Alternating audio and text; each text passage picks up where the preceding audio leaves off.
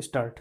As our chairman reminded you, our neighbors now are all the countries of the world, so that we can not relate our foreign policy just to a few countries around us, but have to think of practically every country in the world and take into consideration all the possible areas of conflict, trade, economic interest, etc. Stop. It has been recognized that if there is a conflict on a big scale anywhere in the world, it is apt to spread all over the world. That is, war has become indivisible and therefore peace is indivisible. Stop.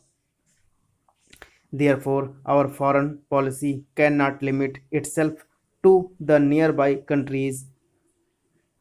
Nevertheless, the nearby countries always have a special interest in one another, and India must inevitably think in terms of her relations with the countries bordering her by land and sea. Stop.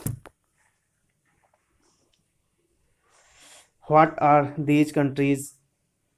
If you start from the left, Pakistan, I would also include Afghanistan, although it does not touch India's border, Tibet and China, Nepal, Burma, Indonesia, and Ceylon. In regard to Pakistan position has been a very peculiar one owing to the way Pakistan was formed and India was upset that you all know, but something much deeper, and that is a complete emotional upset of all the people in India and Pakistan because of this. It is a very difficult thing to deal with, a psychological thing which cannot be dealt with superficially. A year and a half or more has passed, and there is no doubt at all that our relations have improved and are improving. There is also no doubt at all in my mind that it is inevitable for India and Pakistan to have close relations sometime or other in the future.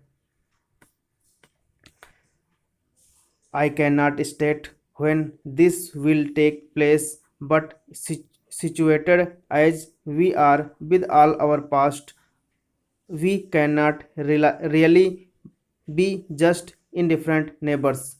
We cannot be either hostile to each other or very friendly with each other.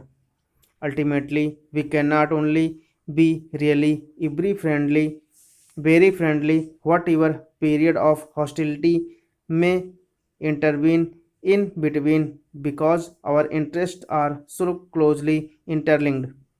As far as the other countries are concerned, our relations with them are quite friendly. Take, for instance, Afghanistan, and our relations with Afghanistan are exceedingly friendly, and our relations with Tibet, Nepal, and all the neighboring countries are also very friendly.